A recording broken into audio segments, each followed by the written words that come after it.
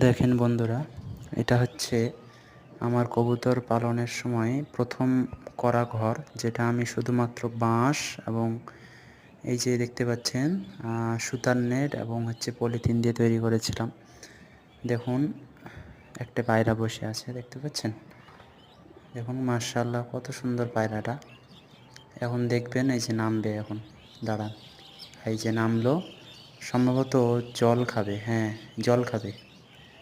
দেখো, মাশাআল্লাহ, খুবই সুন্দর, দেখতে পাচ্ছেন কত সুন্দর করে জল খাচ্ছে।